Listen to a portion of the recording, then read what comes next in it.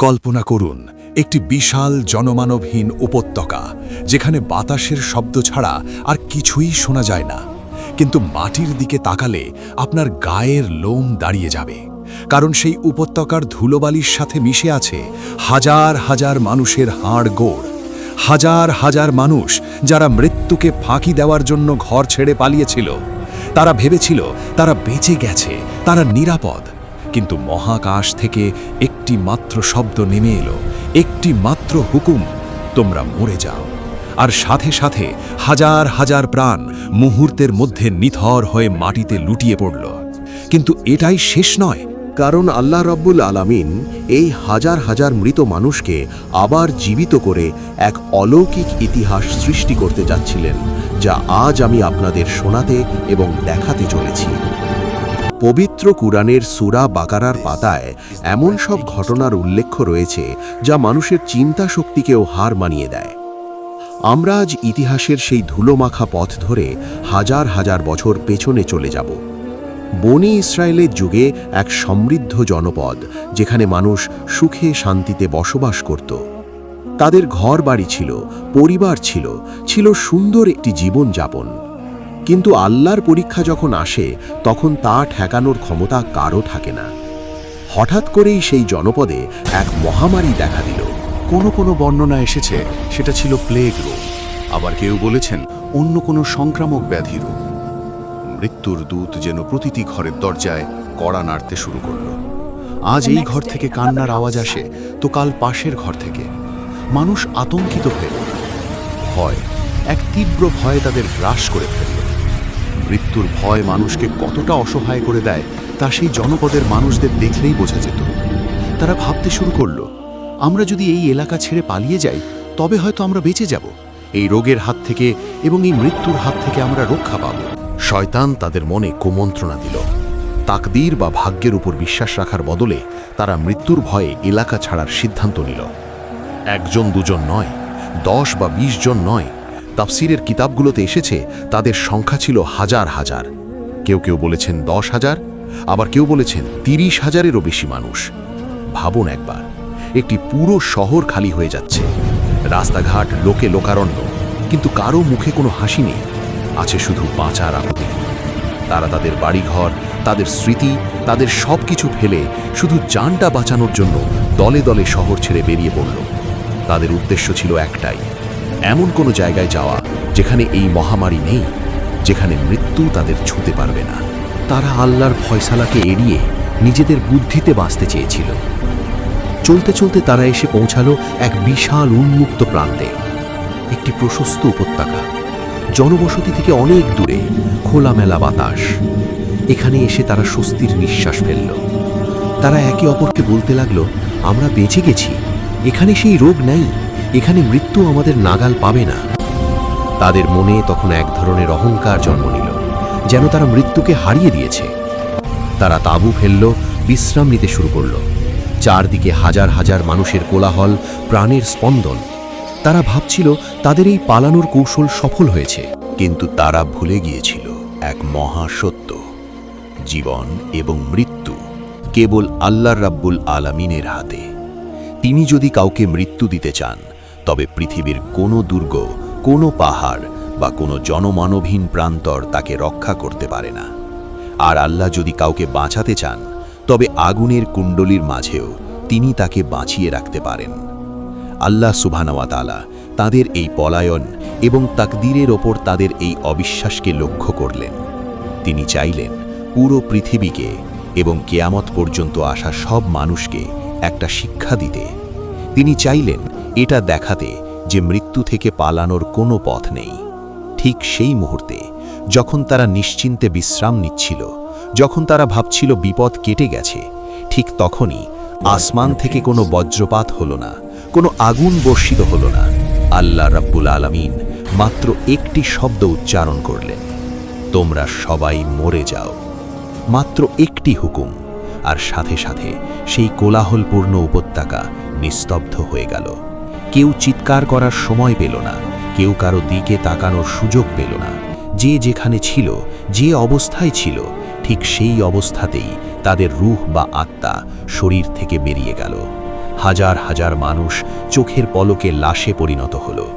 একটু আগেও যারা নিজেদের খুব বুদ্ধিমান ভাবছিল, যারা ভাবছিল তারা মৃত্যুকে ফাঁকি দিয়েছে, এখন তারা সবাই সেই খোলা আকাশের নিচে নিথর দেহ হয়ে পড়ে রইল। বাতাস থমকে গেল, পাখিরা হয়তো সেই স্থান ত্যাগ করল। এক ভুতুরে নিস্তব্ধতা নেমে এলো সেই উপত্যকায়। হাজার হাজার লাশ মাইলের পর মাইল জুড়ে ছড়িয়ে ছিটিয়ে আছে। কেউ দেখার নেই, কেউ কাঁদার নেই, কেউ দাফন করার নেই, কারণ সবাই মৃত, সবাই আল্লাহর হুকুমের কাছে হার মেনেছে। দিন গড়িয়ে রাত হলো, রাত গড়িয়ে দিন, এভাবেই সময় কাটতে লাগল। সূর্যের প্রখর তাপে সেই লাশগুলো পচতে শুরু করল। বাতাসের সাথে মিশে গেল পচা লাশের দুর্গন্ধ। তাদের শরীরগুলো গলে যেতে লাগল, হাড়গুলো মাংস থেকে আলাদা হয়ে যেতে লাগল। যে মানুষগুলো তাদের সুন্দর চেহারা এবং স্বাস্থ্য নিয়ে গর্ব করত, আজ তারা কেবল একদল পচা মাংস আর হাড়ে পরিণত হলো। আশেপাশের গ্রামের মানুষ যখন সেই উপত্যকার পাশ দিয়ে যেত, তারা নাকে কাপড় দিয়ে দ্রুত পালিয়ে যেত। গন্ধে সেখানে টেকা দায় হয়ে পড়ল। কেউ সাহস করল না সেই হাজার হাজার লাশ দাফন করার। তাই তারা সিদ্ধান্ত নিল লাশগুলো ওভাবেই থাকবে। তারা শুধু উপত্যকার চারপাশে একটা দেয়াল বা বেড়া দিয়ে ঘিরে দিল, যাতে বন্য পশুরা সেই লাশগুলো ছড়িয়ে ছিটিয়ে না ফেলে। এভাবেই দিনের পর দিন, মাসের পর মাস, এমনকি বছরের পর বছর কেটে গেল। সেই হাজার হাজার মানুষের শরীর মাটির সাথে মিশে ধুলো হয়ে গেল। শুধু পড়ে রইল সাদা সাদা হাড়গোড়। রোদে পুড়ে, বৃষ্টিতে ভিজে সেই হাড়গুলো জরাজীর্ণ হয়ে গেল। এক সময়ের জীবন্ত মানুষগুলো এখন শুধু একটি ইতিহাসের সাক্ষী হয়ে সেই উপত্যকার বুকে ছড়িয়ে ছিটিয়ে রইল। কিন্তু আল্লাহ রাব্বুল আলামিনের পরিকল্পনা বোঝা মানুষের সাধ্যের বাইরে। তিনি কি এভাবেই সব শেষ করে দেবেন, নাকি এই মৃত হাড়গুলোর মাঝে আবার প্রাণের সঞ্চার করবেন? এই ঘটনার বহুদিন পর সেই পথ দিয়ে যাচ্ছিলেন আল্লাহর এক নবী। কোনো কোনো বর্ণনায় এসেছে তার নাম ছিল হযরত হিজকিল আলাইহি ওয়াসাল্লাম। যদিও কোরআনে তার নাম স্পষ্টভাবে উল্লেখ করা হয়নি, কিন্তু তাফসীর কারকরা তাকে এই নামেই চিহ্নিত করেছেন। সেই নবী যখন সেই মৃতপুরীর পাশ দিয়ে যাচ্ছিলেন, তখন তিনি থমকে দাঁড়ালেন। তিনি দেখলেন মাইলের পর মাইল জুড়ে শুধু হাড় আর হাড়। তিনি অবাক হলেন, তার মনে এক গভীর বিস্ময় জাগল। তিনি ভাবলেন, সুবহানাল্লাহ, এই বিশাল সংখ্যক মানুষ যারা আজ মাটির সাথে মিশে গেছে, আল্লাহ এদের মৃত্যুর পর আবার কিভাবে জীবিত করবেন? এটা কোনো সন্দেহের প্রশ্ন ছিল না, এটা ছিল আল্লাহর কুদরতের প্রতি এক ধরনের বিস্ময় এবং জানার আগ্রহ। যেভাবে হযরত ইব্রাহিম আলাইহি ওয়াসাল্লাম আল্লাহকে জিজ্ঞেস করেছিলেন মৃতকে জীবিত করার ব্যাপারে, হযরত হিজকিল আলাইহি ওয়াসাল্লামও সেই হাড়গুলোর দিকে তাকিয়ে রইলেন এবং আল্লাহর কাছে মনে মনে প্রার্থনা করতে লাগলেন। তার অন্তরে এক গভীর হাহাকার তৈরি হলো এই হতভাগ্য মানুষগুলোর জন্য। তখন আল্লাহ রাব্বুল আলামিন তার নবীর মনের কথা বুঝতে পারলেন। আল্লাহ চাইলেন এই নবীর মাধ্যমে পৃথিবীবাসীকে তার কুদরতের এক মহিমান্বিত নিদর্শন দেখাবেন। সেই জনমানবহীন পচা গলা হাড়ের উপত্যকায় তখন ওহী নাজিল হল। আল্লাহ সেই নবীকে বললেন, হে নবী, তুমি কি চাও আমি এদের জীবিত করে দেখাই? তবে তুমি এই হাড়গুলোকে ডাক দাও। নবী আশ্চর্য হলেন, কিন্তু আল্লাহর নির্দেশের উপর পূর্ণ আস্থা রাখলেন। তিনি প্রস্তুত হলেন এক অকল্পনীয় দৃশ্য দেখার জন্য। যে হাড়গুলো বছরের পর বছর রোদে পুড়ে, বৃষ্টিতে ভিজে, মাটির সাথে মিশে গেছে, আজ সেগুলো আল্লাহর হুকুমে নড়ে উঠবে। হযরত হিজকিল আলাইহি ওয়াসাল্লাম আল্লাহর নির্দেশ পেয়ে সেই ছড়িয়ে ছিটিয়ে থাকা হাজারো হাড়ের দিকে মুখ করে দাঁড়ালেন। চারদিকে পিনপতন নীরবতা, শুধু বাতাসের শ শ শব্দ। তিনি গভীর শ্বাস নিলেন এবং আল্লাহর শেখানো বাক্য উচ্চারণ করার জন্য প্রস্তুত হলেন। তিনি উচ্চস্বরে সেই মৃত হাড়গুলোকে উদ্দেশ্য করে বললেন, হে জরাজীর্ণ হাড়সমূহ, হে বিচ্ছিন্ন কঙ্কালরা, আল্লাহ তোমাদের হুকুম দিচ্ছেন, তোমরা জোড়া লেগে যাও, তোমরা একত্রিত হও। আর ঠিক তখনই সেই উপত্যকায় এক অদ্ভুত ঘটনা ঘটতে শুরু করল, যা কোনো মানুষের পক্ষে কল্পনা করাও সম্ভব নয়। নবীর কণ্ঠস্বর মিলিয়ে যেতেই হঠাৎ মাটির বুক কেঁপে উঠল। এক অদ্ভুত খটখট শব্দ শুরু হলো। মনে হলো যেন মাটির নিচে ভূমিকম্প হচ্ছে, কিন্তু না, এটা ভূমিকম্প ছিল না, এটা ছিল আল্লাহর কুদরতের এক অবিশ্বাস্য প্রদর্শনী। আপনি যদি সেই দৃশ্য দেখতেন, ভয়ে হয়তো আপনার হৃৎস্পন্দন থেমে যেত। হাজার হাজার বছর ধরে আলাদা হয়ে থাকা হাড়গুলো, যা ধুলোর সাথে মিশেছিল, বাতাসের চড়ে এক জায়গা থেকে অন্য জায়গায় ছড়িয়ে ছিটিয়েছিল, সেগুলো হঠাৎ জীবন্ত হয়ে উঠল। তারা একে অপরকে খোঁজা শুরু করল। এক অলৌকিক চুম্বক যেন তাদের আকর্ষণ করছে। যার পায়ের হাড় উড়ে তার কাছে এসে তার হাঁটুর সাথে জোড়া লাগল, যার হাতের আঙুল তা এসে কবজির সাথে মিলল, পাজলের হাড়গুলো মেরুদণ্ডের সাথে এসে নিখুঁতভাবে গেঁথে গেল। কয়েক মুহূর্তের মধ্যে সেই বিশাল উপত্যকা, যা একটু আগেও শুধু ধুলো আর বালিতে ভরা ছিল, তা ভরে গেল হাজার হাজার কঙ্কালে, হাজার হাজার হাড়ের কাঠামোতে। ঠিক যেমনটি তারা মৃত্যুর আগে ছিল, ঠিক সেই আকৃতি ধারণ করল। নবী হজরত হিজকিল আলাইহি ওয়াসাল্লাম অপলক দৃষ্টিতে তাকিয়ে রইলেন। বিস্ময়ে তার মুখ দিয়ে কোনো কথা বের হচ্ছিল না। তিনি দেখছেন আল্লাহর হুকুম কিভাবে মৃত বস্তুকে আকার দিচ্ছে। কিন্তু তখনও কাজ শেষ হয়নি। এগুলো শুধু হাড়ের খাঁচা। আল্লাহ রাব্বুল আলামিন তার কুদরত দেখানো অব্যাহত রাখলেন। নবীর চোখের সামনেই সেই হাড়গুলোর ওপর গোস্ত গজাতে শুরু করল। লাল টকটকে মাংসপেশি হাড়গুলোকে জড়িয়ে ধরল। এরপর তৈরি হলো শিরা, উপশিরা, রক্তনালী। সবশেষে এক পাতলা চামড়ার আবরণ এসে সেই শরীরগুলোকে ঢেকে দিল। সুবহানাল্লাহ! একটু আগেও যা ছিল পচা হাড়, এখন সেগুলো এক একটি পূর্ণাঙ্গ মানুষের দেহ। হাজার হাজার দেহ সারিবদ্ধভাবে পড়ে আছে, কিন্তু তাদের বুকে কোনো শ্বাস নেই, চোখে কোনো পলক নেই, শরীরে কোনো নড়াচড়া নেই। তারা যেন হাজার হাজার মাটির মূর্তি, নিথর হয়ে পড়ে আছে।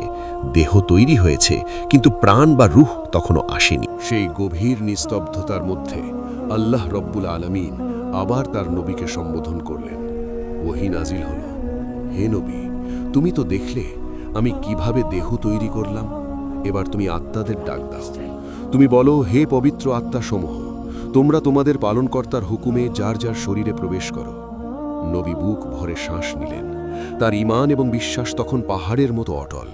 তিনি মহাকাশের দিকে তাকিয়ে আল্লাহ নির্দেশিত সেই বাক্য উচ্চস্বরে উচ্চারণ করলেন।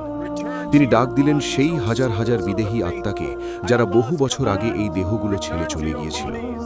নবীর আহ্বানের সাথে সাথেই আসমান থেকে এক নূরানি আভা নেমে এলো। বাতাসের গতিবেগ বেড়ে গেল।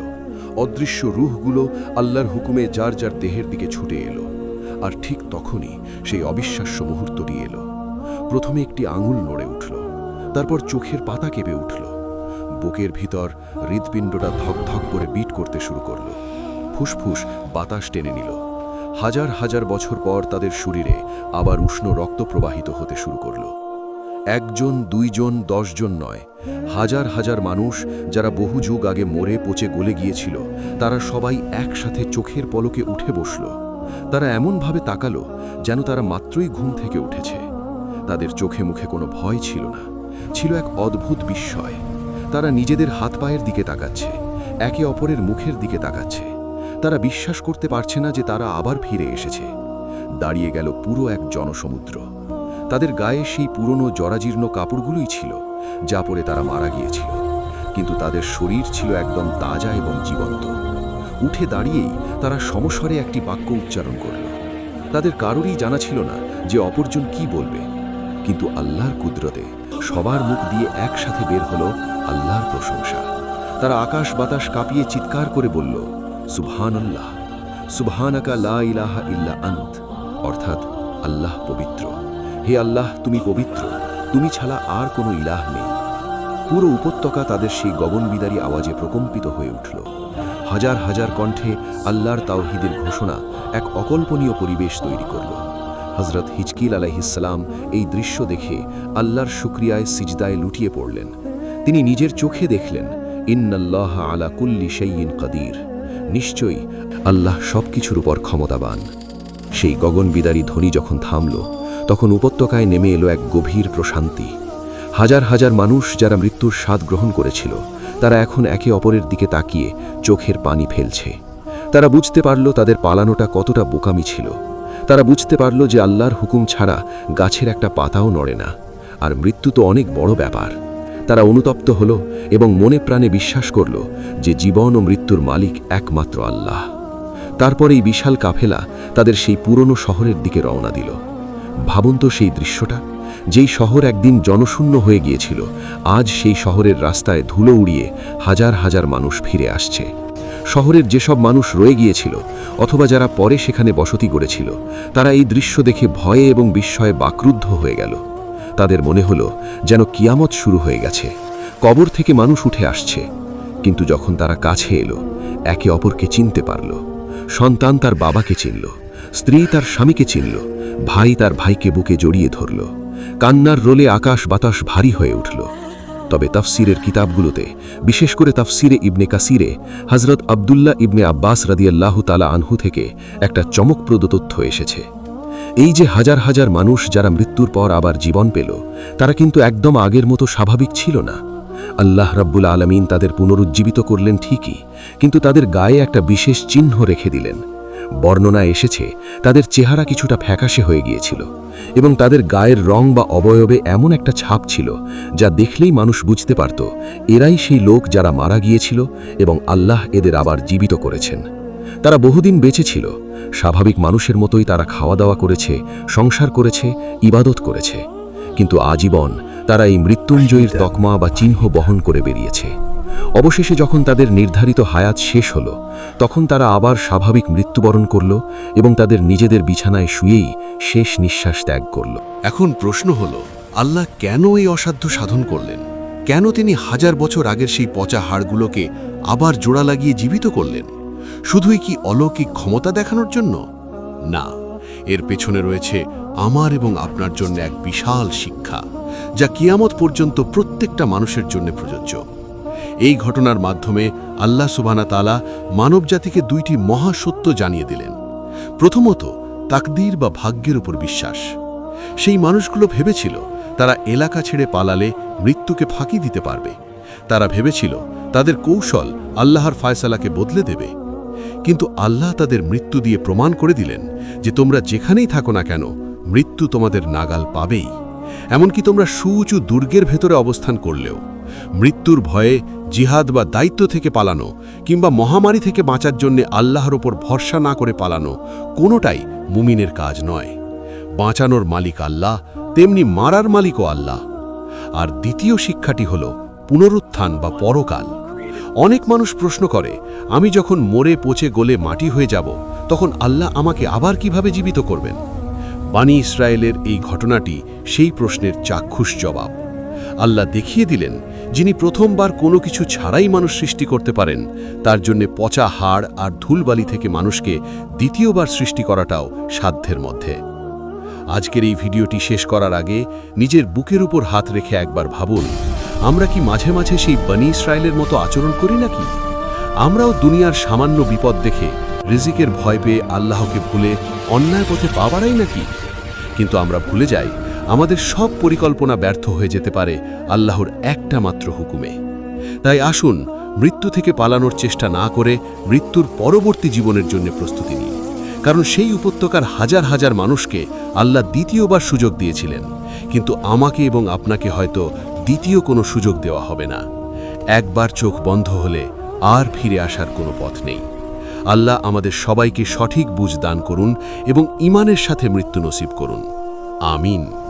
ভিডিওটি যদি আপনাকে আল্লাহর আরও নিকটবর্তী হতে সাহায্য করে, তাহলে ভিডিওটিতে একটি লাইক দিন এবং কমেন্ট করে আপনার অনুভূতিগুলোকে জানান। আপনার প্রিয়জনদের কাছে এই শান্তির বার্তাটি শেয়ার করুন এবং আমাদের চ্যানেলটি সাবস্ক্রাইব করে এমন আরও ইসলামিক কাহিনীর জন্যে আমাদের সাথেই থাকুন।